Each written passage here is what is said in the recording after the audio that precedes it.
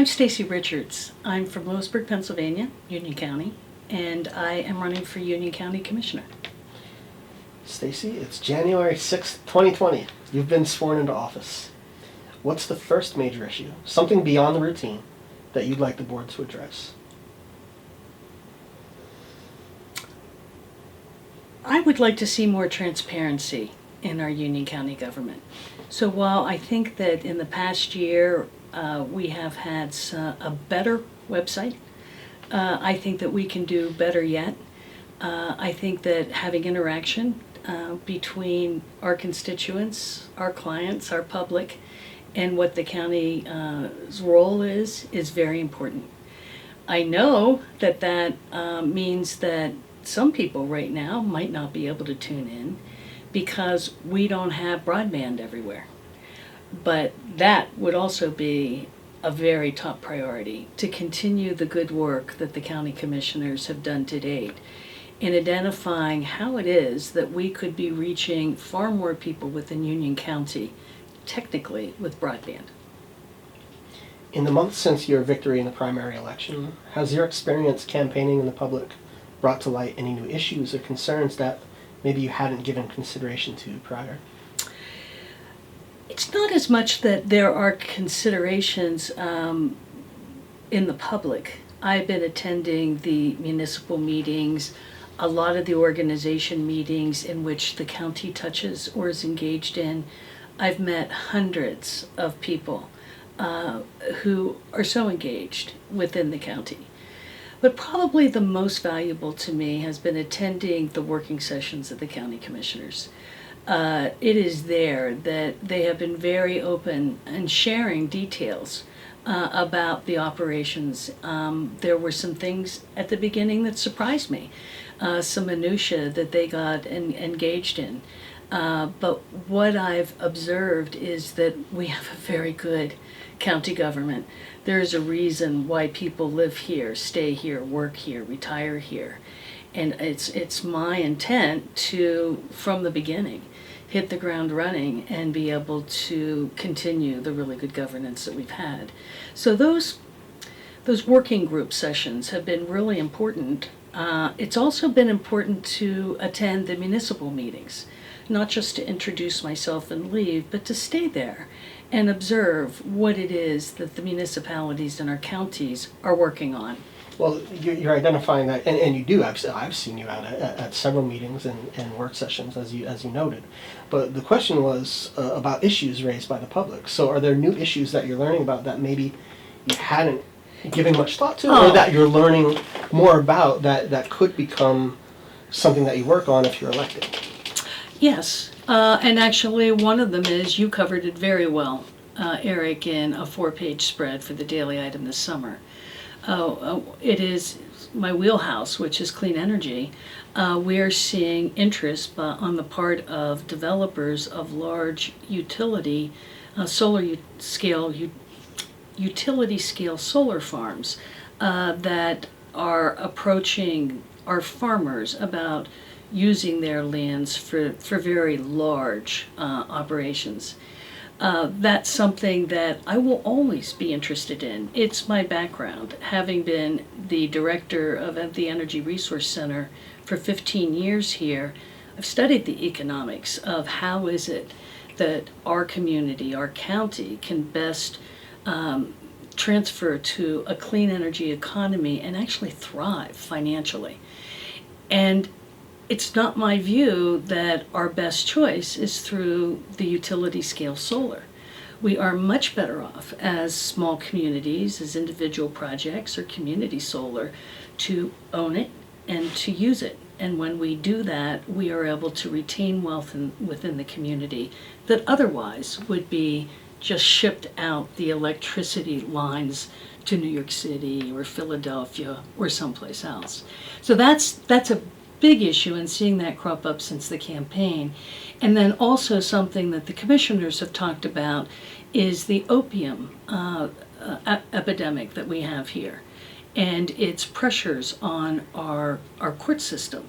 And how is it that we can transition the court system to adopt and help people addicted to opium, not necessarily the heroin just exclusively, but the opium, to be able to have them come back as productive contributors to society, as opposed to lock them up, which is something that Union County prefers not to do.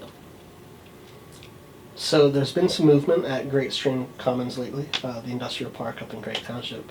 The interest that's been revealed seems to be in the privately owned land. Of course, the publicly owned land that's owned by the county is still being marketed for sale. Taxpayers are on the hook for about $7.8 million. That the original bonds were about $12 million in total. Do you believe the commissioners have done due diligence in attempting to sell that land and have the property developed? And what actions would you consider taking if elected? I think that the commissioners have done a good job, first of all, in purchasing the land to be able to keep a hazardous waste dump out of our community. I think it was a wise investment that unfortunately got a bit shortchanged when we saw a dip in our economy in 2008, 2009. We saw Target move away or sit on that property without developing it, which tied some hands at the county level. But there has been movement. We have a much more aggressive broker that has been promoting that site. And I'd like to see us not sell it.